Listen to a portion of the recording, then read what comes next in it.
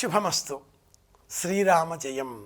ఆంజనేయం మహావీరం బ్రహ్మ విష్ణు శివాత్మకం తరుణార్క ప్రభుం శాంతం రామదూతం నమామ్యహం.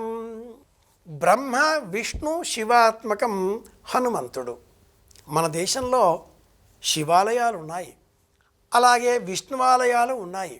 బ్రహ్మదేవునికి కూడా అరుదుగా ఆలయాలు కొన్ని ఉన్నాయి.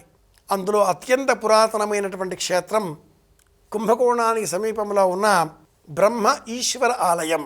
ఈ ఆలయంలో బ్రహ్మదేవుడే ఇందరి నుదుటి రాతలు వ్రాసి, నా నుదుటి రాత నేను చూచుకోలేక ఏదో ఒక విధంగా ఈశ్వర స్వరూపాన్ని నిర్ణయించే సమయంలో అనవసరపు అసంబద్ధ సాక్ష్యం చూపి శాపం పొంది ఆలయాలు లేకుండా అయిపోయానే ఈశ్వరా, నీవే తప్ప మార్గం లేదు మరి ఒకటి అని పరమేశ్వరుని స్తోత్రం చేసి తన నుదిటి రాత ఏమిటో తెలుసుకునే ప్రయత్నం చేసిన క్షేత్రంగా ఈ బ్రహ్మ ఈశ్వర ఆలయం ప్రసిద్ధం.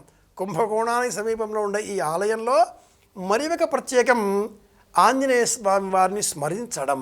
ఈ ఆలయంలో ఎవరైనా వారి వారి జాతకాలు తీసుకువెళ్ళి ఆ బ్రహ్మ సన్నిధానంలో ఉంచి ఆ పక్కనే ఉన్న దక్షిణామూర్తి ద్వారా గంధాన్ని ప్రసాదంగా స్వీకరిస్తారు. తమ జాతకాలను ఈ ఆలయంలో ఉండే బ్రహ్మదేవుడి సన్నిధానంలో ఉంచి అటుపిమ్మట దక్షిణామూర్తి ద్వారా లభించేటటువంటి గంధాన్ని నుదుటన అలదుకోవడంలో బ్రహ్మ రాసిన నుదుటి రాత మార్పులు చెంది మంచి జరుగుతుంది, దుఃఖాలు తొలగిపోతాయి అని స్థల పురాణం. వేల సంవత్సరాల పురాతనమైన ఈ ఆలయంలో ఆంజనేయ స్వామి వారి స్మరణ కూడా ఒక ప్రత్యేకం.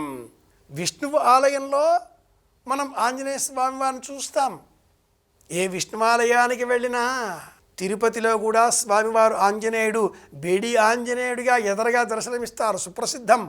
అలాగే ఏ శివాలయానికి వెళ్ళినా ఈశ్వరాంశ సంభూతుడిగా ఆంజనేయుడు వెలసి ఉంటారు. ఇది కూడా మనకు నిత్య జీవితంలో అనుభవైక వేద్యం. అలాగే బ్రహ్మస్వరూపాన్ని కూడా మనం విశ్లేషణ చేసినట్లయితే ఆంజనేయుడు ఒక్కడే బ్రహ్మజ్ఞాని. శ్రీరామాయణంలో ఉత్తరకాండలో మనం పరిశీలించినట్లయితే సుగ్రీవుడు రామ పట్టాభిషేకం అనంతరం తిరిగి కిష్కింధకు వెళ్ళాడు. విభీషణుడు సైతం తిరిగి లంకానగరం చేరుకున్నాడు. ఒక్క హనుమ మాత్రమే ఆత్మజ్ఞాన సంపన్నుడై భౌతికమైన ఈ మంత్రిత్వ బాధ్యతలు, రాజరిక బాధ్యతలు, భౌతిక జీవనం ఇవన్నీ కూడా దుఃఖదాయకం. శ్రీరామ రామ రామేతి రమే రామే మనోరమే సహస్రనామ తత్తుల్యం రామనామ వరాననే. రామ రామ రామ రామ అంటే చాలు, ఇంతకంటే కైవల్యం మరి ఒకటి లేదు అంటూ రామనామ జపదీక్షలో మునిగిపోయాడు. ఇంత మాత్రమే శ్రీరామాయణం మనకు తెలియజేస్తుంది.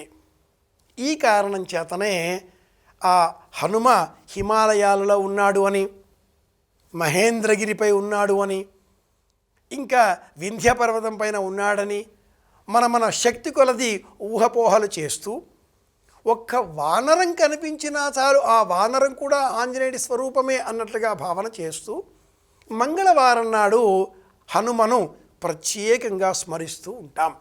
మంగళవారం నాడు హనుమను స్మరించడంలో ఉండే అంతరార్థం ఏమిటి అంటే విజయం పొందడం. మంగళవారానికి జయవారం అన్న పేరుంది. సమస్త విజయాలను మనకు అందించేటటువంటి ఈ మంగళవారం హనుమ కథలను తెలుసుకునే ప్రయత్నం చేద్దాం.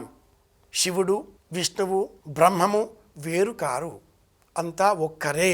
ఆ ఒక్కరు అయిన దైవం హనుమ అన్న పేరిట ఈ రోజున స్మరిద్దాం. ఆంజనేయుడి స్మరణతో అందరి క్షేమాన్ని కోరుదాం. మళ్ళీ కలుసుకుందాం. శుభమస్తు. శ్రీరామ జయం.